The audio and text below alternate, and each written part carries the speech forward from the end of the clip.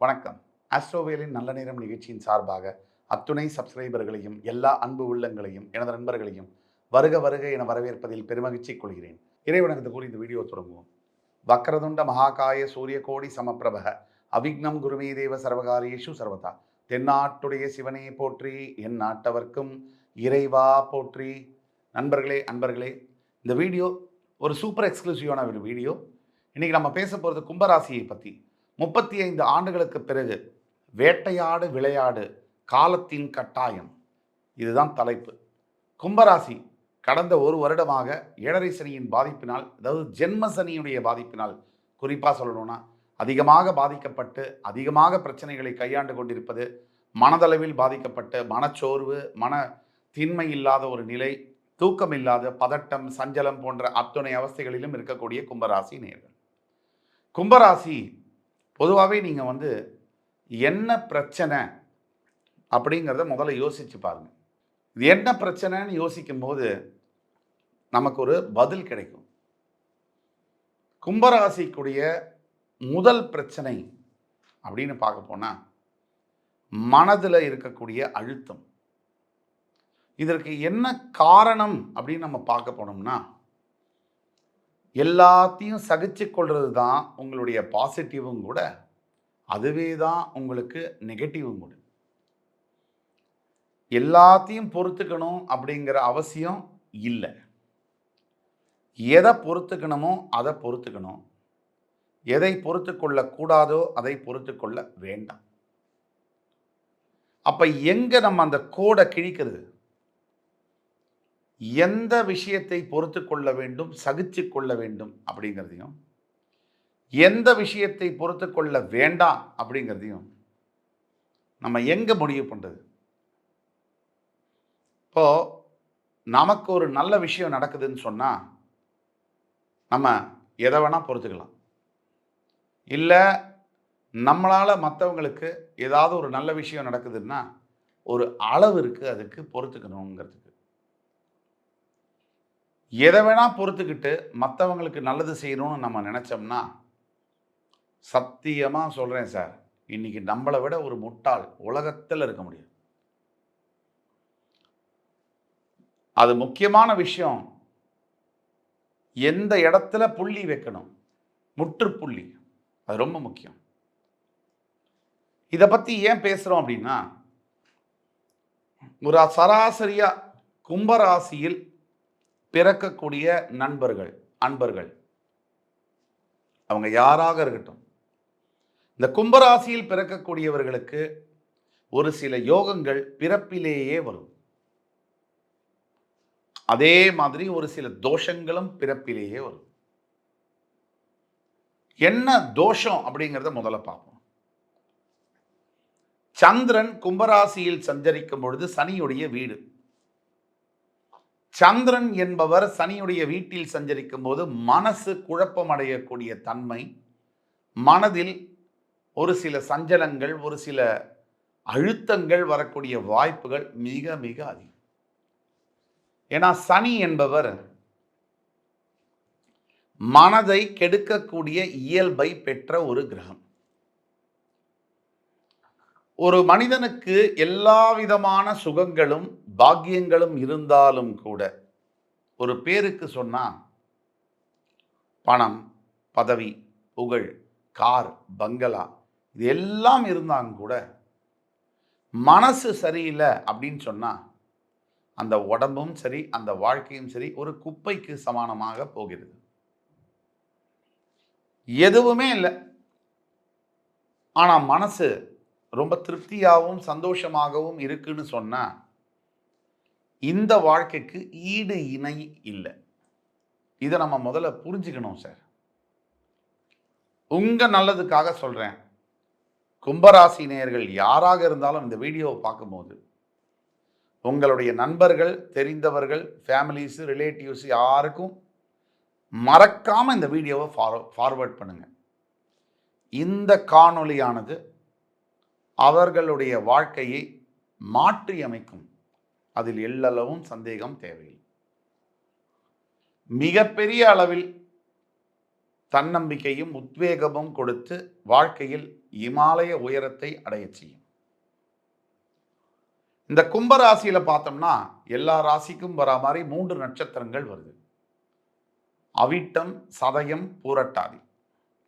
அவிட்ட நட்சத்திரம் 3ஆம் பாதத்தில் தொடங்கி 4ஆம் பாதம், சதய நட்சத்திரம் 4 பாதங்கள், பூரட்டாதி நட்சத்திரம் 3 பாதங்கள் முடிய இந்த கும்பராசியில் அடங்கும். இதில் அவிட்டம் என்பது செவ்வாயுடைய நட்சத்திரம், சதயம் என்பது ராகுவுடைய நட்சத்திரம், பூரட்டாதி என்பது குருவுடைய நட்சத்திரம். சனி பகவானுடைய வீட்டில் சந்திரன் சஞ்சரிக்கிறார். அந்த சஞ்சரிப்பில் செவ்வாய், ராகு, குரு நட்சத்திர பாகமாக இணைகிறார்கள். சனியுடைய வீட்டில் செவ்வாய் நட்சத்திரம், செவ்வாயே சனியுடைய மகர ராசியில் தான் உச்சம் பெறுவார். உடையப்பட்ட நட்சத்திரமாக அவிட்டம் 3 மற்றும் 4 பாதங்களில் பிறக்கக்கூடிய கும்பராசி நேயர்களுக்கு உண்மையில் சொல்ல போனால் நல்ல வாழ்க்கை அமைகிறது. பெரும்பாலானவர்களுக்கு 80-75% அவிட்ட நட்சத்திரத்தில் இங்கே பிறக்கக்கூடியவர்களுக்கு நல்ல வாழ்க்கை அமைகிறது. சதய நட்சத்திரத்தில் பிறக்கக்கூடிய கும்பராசி நேயர்களுக்கு அவர்கள் தன் இருக்கும் இடத்தை விட்டு வெளியே செல்லும் பொழுது வாழ்க்கை என்பது மிகப்பெரிய உயரத்தை அடைகிறது. எதிர்பார்க்க முடியாத சுகபோகங்கள், எதிர்பார்க்க முடியாத பதவிகள், எதிர்பார்க்க முடியாத சந்தோஷம், மனதில் அவ்வளோ ஒரு ஆரோக்கியம், எல்லாம் உடல் ஆரோக்கியம் எல்லாம் சேர்ந்து வருது. இதுவும் 75 முதல் 80%, 75 to 80%.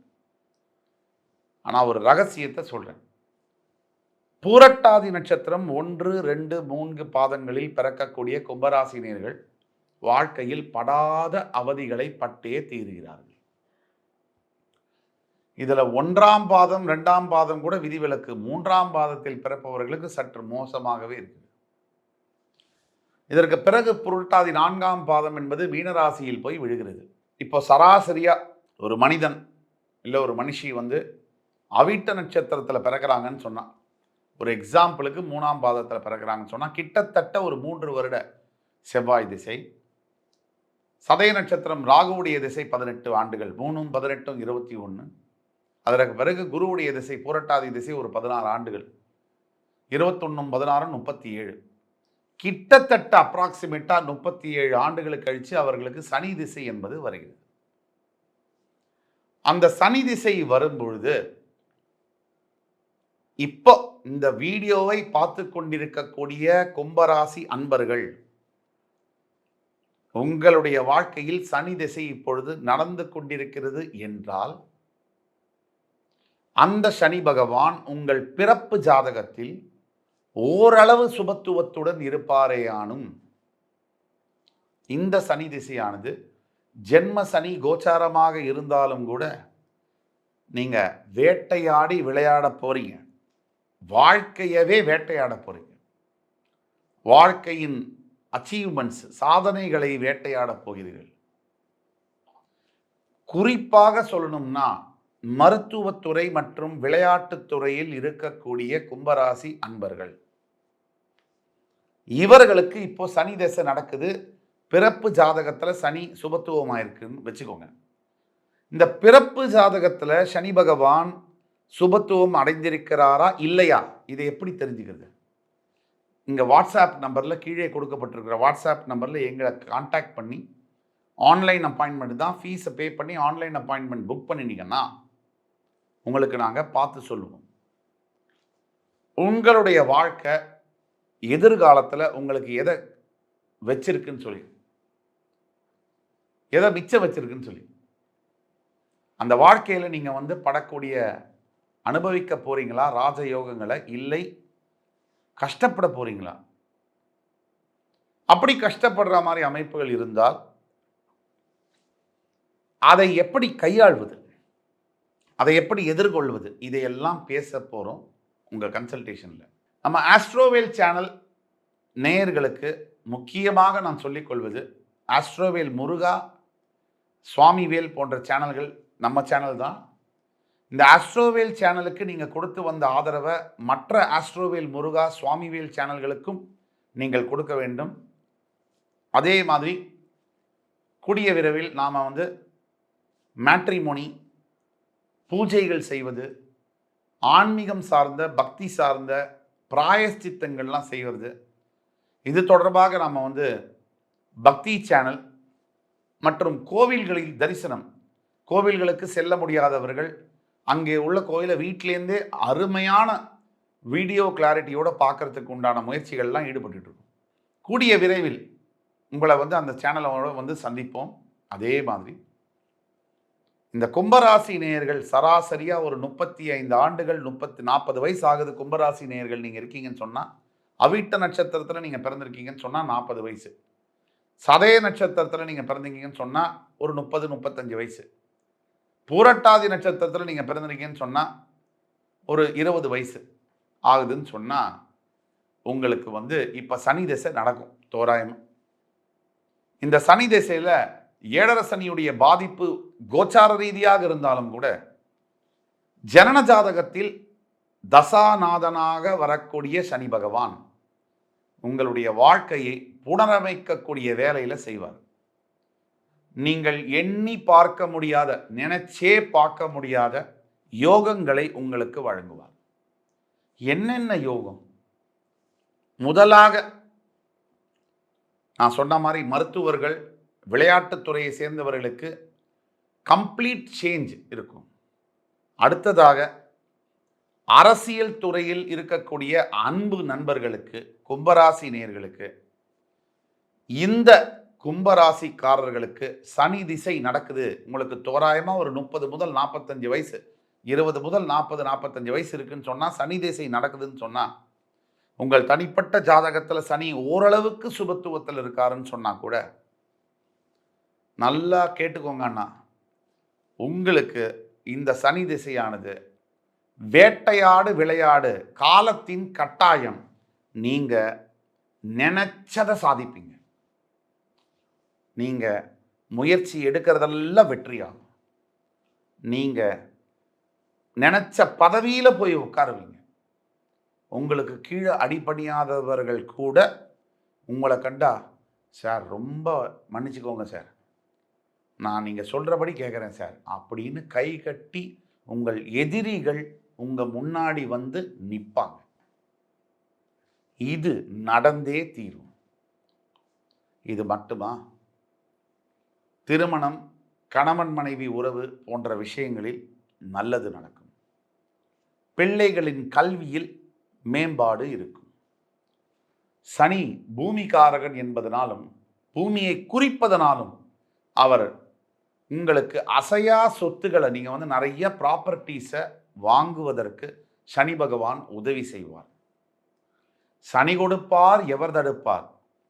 சனி பகவானை போல் கொடுக்கக்கூடிய ஒரு கிரகம் என்பது விண்வெளியில் இல்லவே இல்லை. அப்படிப்பட்ட சனி பகவான் வாகனங்கள், பதவி, மரியாதை, செல்வாக்கு, சமுதாயத்தில் அந்தஸ்து போன்ற அத்துணை யோகங்களையும் உங்களுக்கு அள்ளித்தருவார். கிள்ளித்தர மாட்டார், அள்ளித்தருவார். ஆக வரக்கூடிய புத்தாண்டு கூட கும்பராசிக்கு பல விதங்களில் ஃபேவரபுளாக தான் இருக்கு. நம்பினார் கெடுவதில்லை, இது 4 மறை தீர்ப்பு அப்படிங்கிறத வார்த்தைக்கு இணங்க கும்பராசி நேயர்கள் எப்பவும் இருக்கிற மாதிரி பொறுமையோட கொஞ்சம் காலங்கள் கடைபிடித்தீர்கள் என்று சொன்னால், நம்பிக்கை இல்லாதவர்களுக்கு நான் விடுக்கக்கூடிய வேண்டுகோள், என் வீடியோ என்பது உங்களுக்கு சரியாக வராது. ஏன்னா உங்களுக்கு உங்கள் மேலேயே நம்பிக்கை இல்லை. நான் மட்டும் இல்லை, அந்த ஆண்டவனே இறங்கி பேசினாலும் கூட உங்களுக்கு இது சரி வராது. ஆக நீங்கள் விலகிக் கொள்ளுங்கள். நம்பிக்கையுள்ள என்னுடைய நண்பர்கள் தைரியத்தோடு நீங்கள் என்னை அணுகலாம். உங்களுக்கான வாழ்க்கை, எதிர்கால வாழ்க்கையின் குறிப்புகளை மிக துல்லியமாக கணித்து தர காத்து கொண்டிருக்கிறேன். எல்லாத்துக்கும் மேலே சில கும்பராசினியர்களுக்கு சரியாகவே நடக்க மாட்டேங்குது அப்படின்னு நினச்சிங்கன்னா, நான் சொல்லக்கூடிய விஷயத்தை செய்யுங்க. தினமும் காலையில் ஒரு 5லேருந்து 6 மணிக்குள்ளே எழுந்து குளிச்சுட்டு சுவாமிக்கு விளக்கேற்றிட்டு, ஓம் நம சிவாய வாழ்க, நாதன் தாழ் வாழ்க, இந்த ஸ்லோகத்தை நீங்கள் சொல்லுங்கள். இன்னும் ஒரு 4-5 வரி வரும். கூகுளில் எல்லாம் இருக்கு. இந்த ஸ்லோகத்தை சொல்லலாம். சரி, இது முடியல சார். பிரம்ம முரார்ச்சி சுரார்ச்சிதலிங்கம், இந்த ஸ்லோகத்தை நீங்க சொல்லலாம்.